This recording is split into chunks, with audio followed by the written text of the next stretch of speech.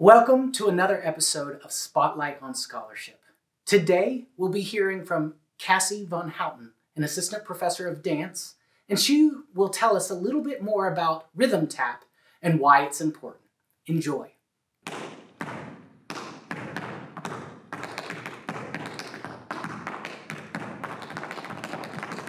When I'm dancing without music, I hear different rhythms in my head all the time, which is why I can't drive in my car with music. I hear different beats all the time, and so when I was improvising, I was hearing those beats, and a couple times in the cadence you can hear me lay out the boom, da, boom, boom, boom, da, because that's just a beat that I start with, and then I kind of go around it and move through it.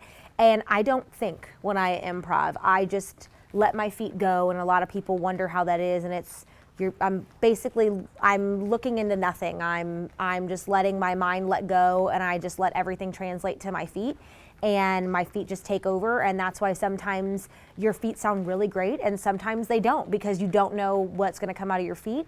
And so it's basically an escape from reality whenever you're actually in an improv session, whether it's with somebody or by yourself.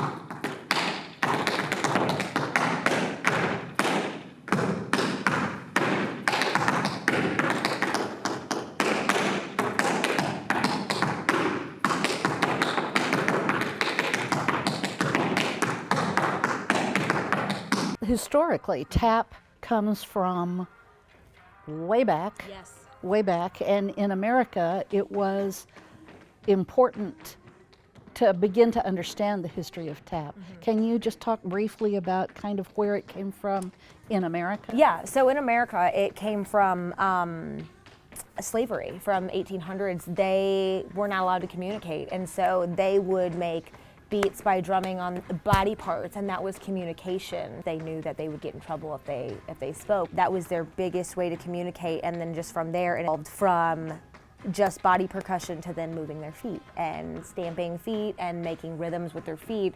And so it came out of natural born movement, which is why I tell everybody, you guys can tap dance. If you can walk, you can tap dance. And no one believes me, and I'm like, I'll show you, because you can. I'm constantly, as much as I can, going out in the tap industry, taking classes, and then also meeting with artists. When the pandemic hit, I used to have my rhythm tap write a paper.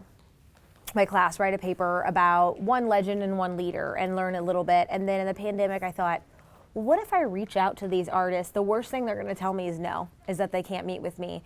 And so with Zoom, I was able to reach out to multiple artists, and my students were able to ask them questions and have communication with them that they would have not normally had. You can teach anybody steps. That's the way I think about it. You can teach anybody steps, but if you don't have the history behind it, why the steps came from, what part of the world they came from, who they came from, why it was named this, and you don't have the background of why it's so important or so significant, then you shouldn't be teaching dance, because you should have a passion for it no matter what. And I think the misconception is a lot of people think we go into a studio and we teach people how to twirl around, as opposed to, no, these are codified steps, and they're here for a reason, and there's a history behind it. Just like when you go into a history class, you learn about the history of the nation. When you come into a tap class, you're not just learning tap steps, you're learning the history behind it, and you're learning why it's so important, and you're also learning why it's still here today, and that it's our jobs as educators, and then also the students' jobs, because whether they go out and perform or teach or stage manage or run a studio, they also have to have that passion behind it, and they have to understand why and where it came from in order to then go on their own journey, because if not, then it's just, like I said, it's just steps at that point.